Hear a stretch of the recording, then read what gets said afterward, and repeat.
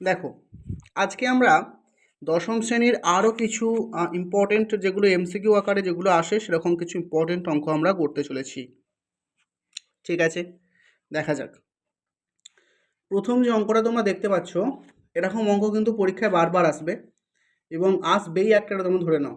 এবং কীভাবে অঙ্কগুলোকে ট্যাকেল করবে, খুব ইজি। দেখো, ভালো করে বোঝো, আমি যেভাবে বলছি তোমরা সেভাবে করলে মানে অঙ্কটা কষতেই হবে না, অঙ্কটা তোমরা করতে পেরে যাবে। দেখো, প্রথম যেটা বলছে, আসল এবং সুদ আসল অনুপাত হচ্ছে 8:9। ভালো করে ব্যাপারটা একটু বোঝো। হ্যাঁ, প্রথমে বলছে যে আমাদের আসল, আমি বেশি লিখছি না, আমি দিয়ে আসলটাকে ডিনোট করছি। তাহলে আসল এবং কি বলছে, সুদ আসল। সুদ আসল মানে কি, সুদ প্লাস আসলকে ডিফাইন করে, হ্যাঁ কি না? আসল এবং সুদ আসল, তাই তো? তাহলে আসলের অনুপাত হচ্ছে 8 এবং সুদ আসলের অনুপাত কত বলেছে, 9। আমি আগের দিন বলেছিলাম 8 টাকা ছিল, সেটা বেড়ে 9 টাকা হয়ে গেল। টাকা কিসে বাড়ে? টাকা সবসময় সুদে বাড়ে। তাহলে 8 টাকা থেকে যদি 9 টাকা হয়ে যায়, সুদ কত হয়ে গেল? 1 টাকা হয়ে গেল সুদ, তাই না? এবার দেখো, তোমরা সব কিছুই জানো, তোমরা এই ফর্মুলা জানো কি জানো না বলো তো? যে আই সমান, দেখো তোমরা জানো, PRT/100। দেখো কি নেই, সব কিছুই আছে। আইটা কত বলেছে, 1, তুমি আয়ের জায়গায় 1 করে দাও। পিটা কত, দেখো 8 টাকা আসল বলেছিল, তাহলে পি এর জায়গায় 8 করে দাও। আরটা কত, তোমাকে 8টায় বের করতে বলেছে। টিটা কত, বার্ষিক বলেছে, মানে 1 বছর, বাই নিচে তুমি 100 করে দাও। তাহলে অ্যাকচুয়ালি তুমি পাবে কত, 100/8 কিন্তু তুমি এখান থেকে পাচ্ছ। এটার সমান কি পেয়ে গেলে, আর পেয়ে গেলে, হ্যাঁ কি না? তুমি যদি 4 দিয়ে কাটো, 4 25 100 হবে এবং 4 2 8 হবে। 25/2 মানে তোমরা ভালো করেই জানো, এটা হবে 12.5% অ্যান্সার। কারণ 25-এর হাফ করলে কত হয়, 12.5 হয়। তাহলে অ্যাকচুয়ালি অ্যান্সারটা কত হয়ে গেল, 12.5%। তোমাদের এই সুদ আসল দিয়ে একটা অঙ্ক আসবে এবং 1 নম্বরের অঙ্ক বেশি টাফ হবে না, এই রকমই অঙ্ক আসবে, এতটাই সহজ।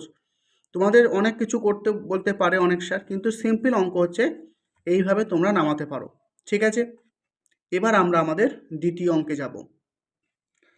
দ্বিতীয় অঙ্কটা করতে একটা বিষয় দেখো, দ্বিতীয় অঙ্কটা যদি তোমরা যেভাবে আমি একটু বলছি, যদি এইভাবে তোমরা মাথাটা একটু খাটাও, তাহলে কিন্তু অঙ্কটা খুবই সহজ, প্রায় 2 লাইনে অঙ্কটা হয়ে যাবে। কীরকম বলছি শোনো, বলছে 4% থেকে কমে 3/4% যখনই হয়ে গেল, ভালো করে বুঝবে, তার বার্ষিক আয়টাও 60 টাকা কমে গেল, তাহলে মূলধনের পরিমাণটা কত ছিল? দেখো, একটা কথা বলি, প্রথমে ছিল কত, 4%, সেখান থেকে কমে হয়ে গেল কত, 3/4% কিন্তু হয়ে গেল, হ্যাঁ কি না? তাহলে অ্যাকচুয়ালি কতটা কমেছে তুমি আগে দেখে নাও। কি করবে, 4 মাইনাস 15/4, তার মানে তুমি পেয়ে যাচ্ছ কত, 1/4। তুমি পেয়ে যাচ্ছ কত, 1/4। এবার রেট অফ ইন্টারেস্ট তাহলে কত কমলো, 1/4। এবার এই 1/4টাই হয়ে গেল কার সাথে সমান, 60 টাকার সঙ্গে সমান। বলো কেন এবার? কারণ ইন্টারেস্ট, যখন ইন্টারেস্ট কতটা কমেছে, এটা, যার ফলে টাকা কতটা কমে গেল, 60 টাকা। তাহলে এটাও কমছে, এটাও কমছে। এইবার দেখো, তাহলে 1/4% সমান যদি 60 টাকা হয়ে যায়, তোমাকে বার করতে বলেছে মূলধন। মূলধন মানে কত হয়, 100% হয়, ইয়েস অর নো? তাহলে এই জিনিসটাকে 100 করতে গেলে তুমি কত দিয়ে গুণ করবে, অবশ্যই 400 দিয়ে গুণ করবে। কারণ তুমি যদি 400 দিয়ে এটাকে গুণ করো, তুমি যদি এটাকে 400 দিয়ে গুণ করো, তাহলেই দেখো 4-এর সঙ্গে কেটে গিয়ে কত হবে, 100% হবে, কি হবে না? তাহলে এই দিকটা 400 দিয়ে গুণ করছো, মানে এই দিকটাও তুমি 400 দিয়ে গুণ করো, তাহলে 4×6 কত হবে, 2400। তাহলে এই দিকটাও তুমি 400 দিয়ে গুণ করো, তাহলে হচ্ছে 24,000। 24,000 কিন্তু তোমাদের অ্যান্সার হয়ে গেল। তাহলে তোমাদের যে মূলধন যেটা ছিল, সেটা কিন্তু 24,000 হয়ে গেল আমাদের মূলধন। বুঝতে পেরেছো না পারোনি? একদম বুঝতে পেরেছো? হ্যাঁ। আচ্ছা, এই প্রসেসটা যদি তোমাদের এইভাবে, এটা একটা কনসেপ্ট বললাম 2 নম্বরের জন্য। আচ্ছা, যদি তোমাদের এইভাবে বুঝতে অসুবিধা হয়, যেভাবে নর্মাল যে মেথডে সবাই করে সেভাবে আমি করছি, ভালো করে দেখো। ধরো আমাকে এখানে বলেছে কি 4% থেকে কমে এত হয়েছে, তাই তো? যার ফলে আয়টা কত, 60 টাকা। তাহলে একটা ভালো করে বোঝো, তাহলে সুদটা কত হয়েছে। সুদ কত, তোমাকে তো সুদই, আমি তো আসলটাকে পি ধরি, আর প্রথম ক্ষেত্রে রেট অফ ইন্টারেস্ট ছিল 4, সময় ছিল 1 বছর, বাই 100 যদি আমি করি তাহলে তুমি আই পেয়ে যাচ্ছ কত, পি বাই 25 টাকা। ঠিক আছে, এটা আমি I1 ধরছি। এবার দেখো দ্বিতীয় ক্ষেত্রে যখন কমে গেল, দিয়ে হলো পিটা আসলটা তো একই রয়েছে, এবার পার্সেন্টেজটা কমে গেল, পার্সেন্টেজ কমে কত হয়েছে বলো তো, 15/4। তাহলে 15/4 হলো, সময় তো একই রয়েছে, বাই এখানে 100 তুমি যদি করো, এটাকে একটু ভালো, এই 4টা এখানে নিচে নেমে চলে আসে, তাহলে কি হবে, কত হচ্ছে, 5 দিয়ে করো, 5 3 15, 5 20 100, তাহলে কত হলো, আইটা হয়ে যাচ্ছে আমাদের 3p/80 হয়ে গেল, এটা হচ্ছে I2, তাই তো। এবার এটা ছিল, এটা হয়েছে, দিয়ে বলেছে যার ফলে কি হয়েছে, 60 টাকা কমে গেছে, মানে তোমাকে বলেছে এই যে প্রথমে ছিল p/25, এখন হয়েছে 3p/80, এটা এটা এটা আগে হতো আর এটা কমে এটা হয়েছে, তাহলে কতটা কমেছে, তুমি ওখান থেকে এই জিনিসটাকে বাদ দেবে নিশ্চয়ই, যে কত কমেছে, দেখো তোমাকে বলে দিয়েছে 60 টাকা কমে গেছে, দেখতে পেয়েছো 60 টাকা কমে গেছে, তুমি বুঝতে পারছো। আর এদের তুমি যদি লসাগু করো কত হবে, 400 লসাগু হবে, তাহলে 25 দিয়ে করলে 25 16 400 হয়ে যায়, আর 80 দিয়ে করলে 5 3 15, তাহলে 15p হবে এটা, হ্যাঁ।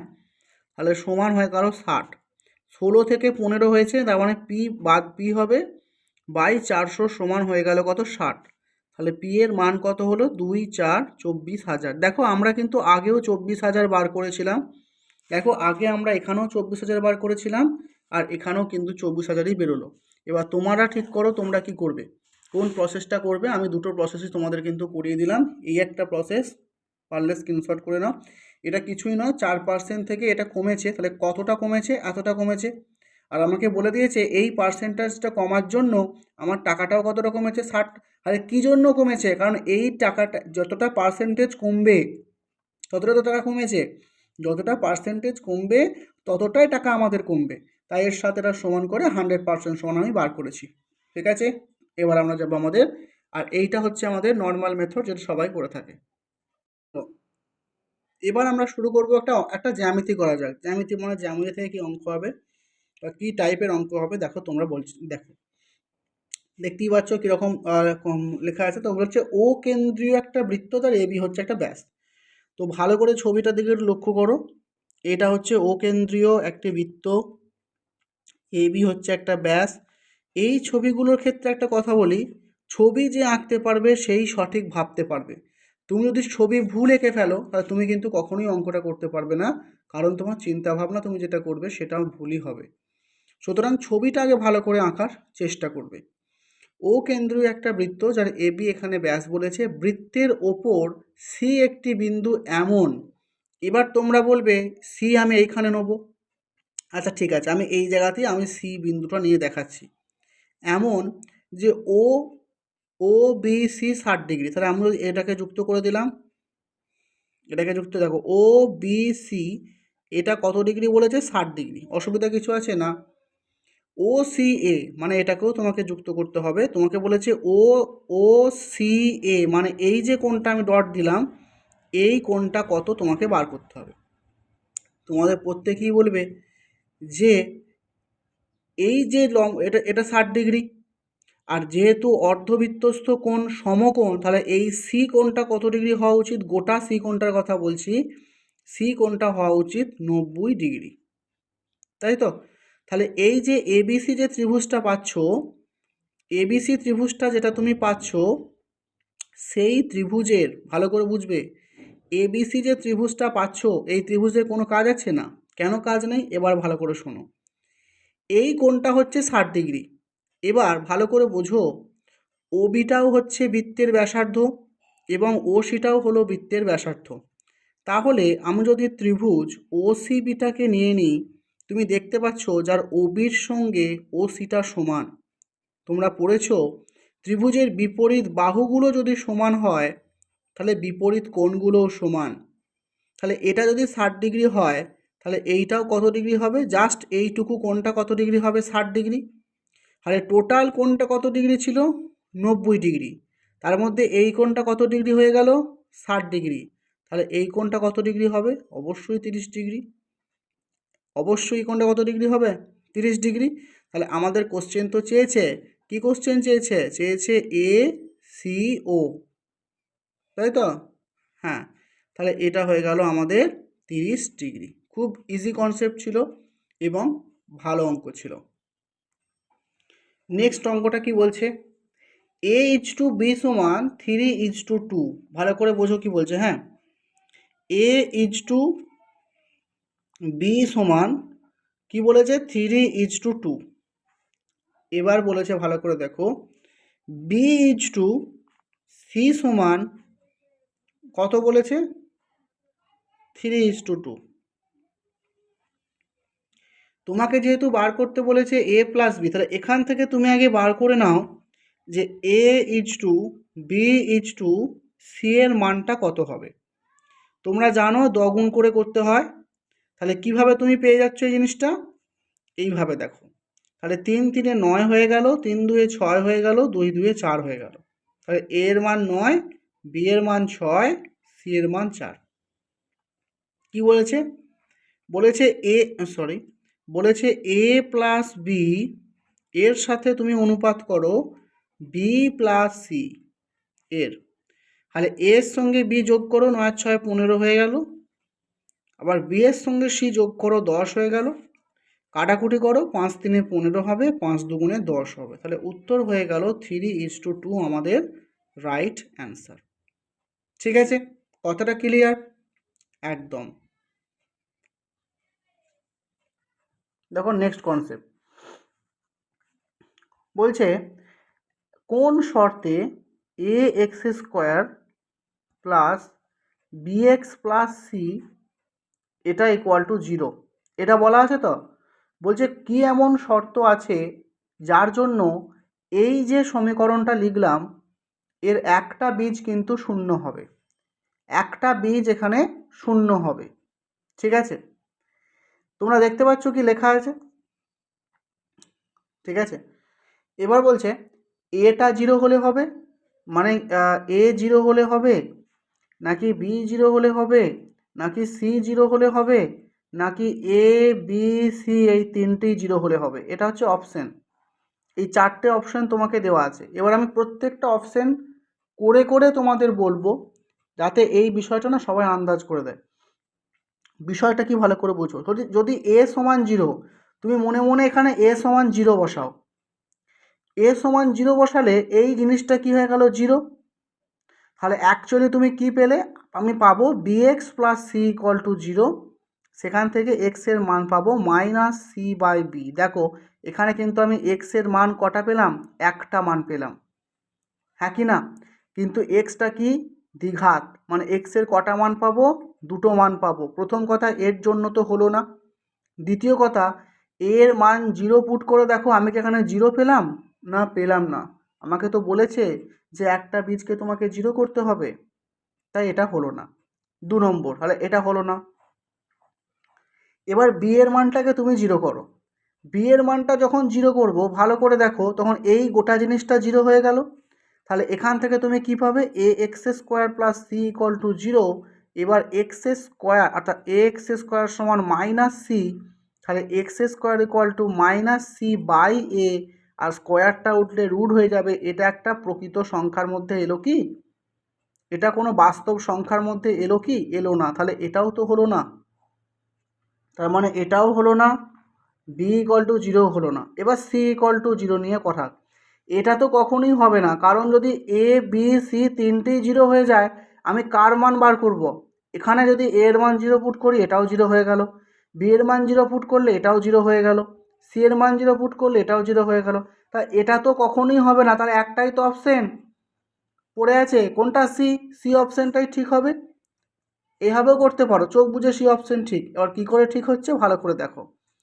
যদি সি এর জায়গায় তুমি 0 পুট করো, মানে এই সিটা আর থাকবে না। তাহলে জিনিসটা কেমন হবে? A x square plus B x equal to 0। এখান থেকে তুমি যদি এক্সটাকে কমন নাও, দেখো A x plus B equal to 0। আর এর মানেই দেখো একবার এক্স ইকুয়াল টু 0 হবে, আর একবার A x plus B equal to 0। তাহলে একটাই তো, আমি তো একটা সমীকরণের মানে একটা বীজ কত পেয়ে গেলাম? 0 পেয়ে গেলাম।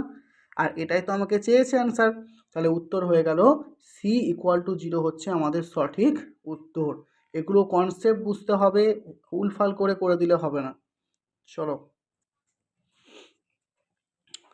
অংশীদারি কারবারের যে এমসিকিউগুলো আছে সেগুলো এবার আমরা করছি। দেখো এমসিকিউগুলো বলতে একটা এমসিকিউ আমি পেলাম, এখানে করছি। এ বলেছে 500 টাকা 9 মাসের জন্য। প্রথমে আমি বলছি এটা হচ্ছে এ আর এখানে হচ্ছে বি, ভালো করে বোঝো। এ কি করছে, এ বলছে 500 টাকা দিয়ে দিল এবং বি বলছে 600 টাকা দিল। ভালো করে বোঝো, এ 500 টাকা দিয়েছে, বি 600 টাকা দিয়েছে। তাহলে এদের মূলধনের অনুপাত তুমি বার করতে পারো, ঠিক আছে। কিন্তু বলছে এ যেটা দিয়েছে সেটা 9 মাসের জন্য দিয়েছে, আর বি যেটা দিয়েছে সেটা কিন্তু 5 মাসের জন্য দিয়েছে। তাহলে এই ব্যাপারটা একটু বলে দিই, মাথায় রাখবে। আমি আগের দিন বলেছিলাম যে যদি সময় সেম থাকতো তাহলে এ আর বি এর মূলধনের অনুপাত যা হতো, মূলধনের অনুপাত কত হবে, 5:6। হ্যাঁ কি না? সময় যদি একই থাকতো, মানে এও যদি 9 মাসের জন্য, বিও যদি 9 মাসের জন্য করতো, বা বি 5 মাসের জন্য করেছে, এও যদি 5 মাসের জন্যই নিয়োগ করতো, তাহলে তাদের লাভের অনুপাতটা কিন্তু 5:6ই হতো। কিন্তু এটা হবে না, এখানে হবে না। তার কারণ কি? তার কারণ হচ্ছে এ বিনিয়োগ করেছে 9 মাসের জন্য এবং বি বিনিয়োগ করেছে কত মাসের জন্য বলো, 5 মাসের জন্য কিন্তু বিনিয়োগ করেছে। বলো বুঝতে পারলে? একদম। এইবার প্রফিটের ব্যাপারটা হচ্ছে, প্রফিট মানে তোমাদের জানতে হবে প্রফিটের অনুপাত কি হয়। প্রফিট মানে হলো সি ইন্টু টি।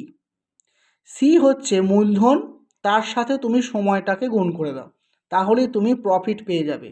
তাহলে মূলধন তো 5, সময় তো 9, তাহলে 5 9 কত হয়ে গেল, 45। 5 6 কত হয়ে গেল, 30। অবভিয়াসলি দেখো 5 9 45 হয়ে যাবে, 5 6 30, 3 3 9 হয়ে যাবে, 3 2 6। তাহলে অ্যাকচুয়ালি এ আর বি এর মূলধনের যে অনুপাত কত হয়ে গেল, 3:2। এটা তো হয়ে গেল 1 নম্বরের জন্য, 1 নম্বরের অঙ্কই ছিল এটা। তো এটা তোমরা এইভাবে করবে, ঠিক আছে। যদি একটু ভেঙে ভেঙে করতে চাও তো সেটাও আমি বলছি। দেখো সিম্পল ব্যাপার, আমাদের যে প্রফিট অনুপাত বলেছে, তো আমি ডাইরেক্ট বার করছি। দেখো এ আর বি এর যে প্রফিটের অনুপাত কি হয়, ভালো করে বোঝো। এ 500 টাকা ইনভেস্ট করেছে ক মাসের জন্য, 9 মাসের জন্য। সেমভাবে বি 600 টাকা ইনভেস্ট করেছে ক মাসের জন্য, 5 মাসের জন্য। তাহলে এটাই হয়ে গেল তাদের প্রফিটের অনুপাত। দেখো 0 0 0 0 কাটো, 5-এর সাথে 5 কাটো, 3 3 9 হবে, 3 2 6 হবে। দেখো রেশিও কিন্তু সেম চলে এলো। 3:2 এখানেও পেয়েছিলে আর এখানেও 3:2 পেয়েছিলে। তাহলে তোমাদের শুধু মনে রাখতে হবে যে আমাদের যে প্রফিট, আমাদের যে মূলধন থাকবে, এই যে মূলধন, এই মূলধনের সঙ্গে যখন আমি সময়টাকে গুণ করব, সেইখান থেকেই আমি কিন্তু প্রফিট রেশিও কিন্তু অবশ্যই পাবো। ঠিক আছে, কথাটা ক্লিয়ার আছে? চলো।